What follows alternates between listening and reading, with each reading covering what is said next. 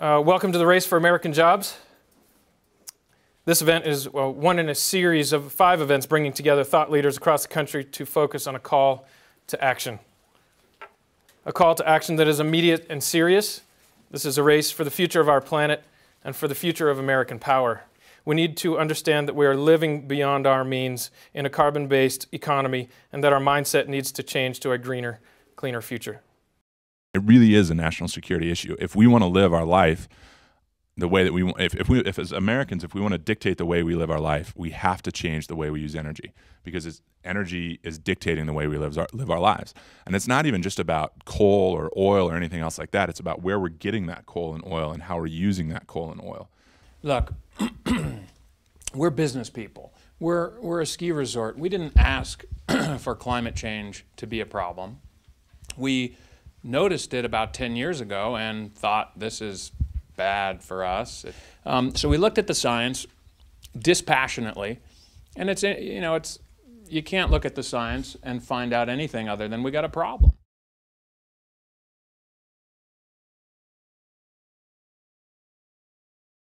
While we dither and talk about does climate change actually exist, China is investing $10 billion a month.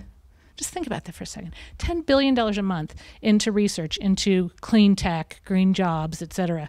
My question is, which do we want to be exporting? Do we want to be exporting clean technologies? Or do we want to be exporting nuclear power plant technology in an age of terrorism?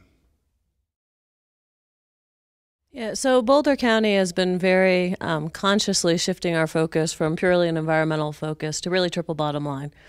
So for all of our programs, how do they benefit the environment, the economy, and work in a way that's equitable?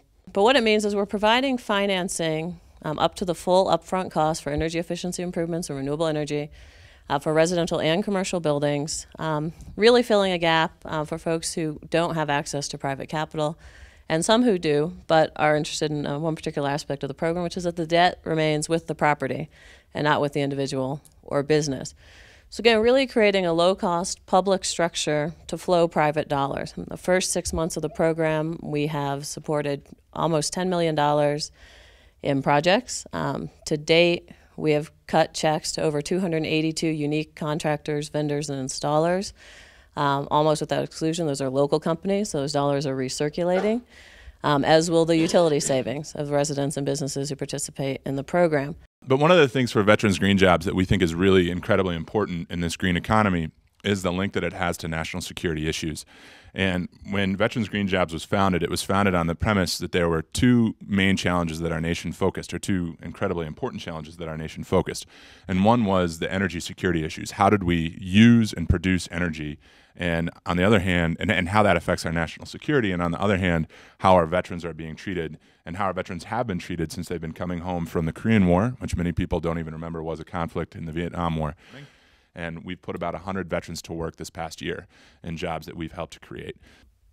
The other thing I want to mention is sort of the results of this effort that we've made. So the regulatory environment, the statutes that have been passed, financial incentives have just created an environment, or an ecosystem, as the governor likes to say, that have invited businesses to come here. And you've probably all heard that story about, the green businesses have come here, and it's really great. And the one number I wanted to mention, in 2008, we had $458 million invested in venture capital into Colorado in 1 year. That was second behind California and Texas. I mean, think about our population compared to them. I mean, that is just astounding. So, it's not something we can just sit down and, pat ourselves in the back. But there's slow progress being made. Here's an example. At Aspen, people were building trophy homes, and they had tons of work doing that. And now people aren't doing that anymore. So what are those HVAC contractors and plumbers and architects doing? Well, in our case, we've hired those same people to help us fix really old and crappy buildings. And that, John and others will tell you, is going to be the work of our generation. If we're going to solve climate, we got to fix these buildings. So we're retro commissioning, we're rebuilding, we're changing boilers out, we're fixing building envelopes. And we're able to do that, but what we really need is policy to help make that happen. Because at 6 or 8 cents a kilowatt hour, you don't really need to save energy. It's too cheap. There's not a huge return on investment. And with limited incentives to do this, it's harder. So we're pushing forward, but we need the business community to recognize that this is a massive job opportunity, but we need policy support to push it forward. Right now, policy favors certain things, but not others. Let's shift it so it's favoring the thing we need to do, which is fix crappy old buildings.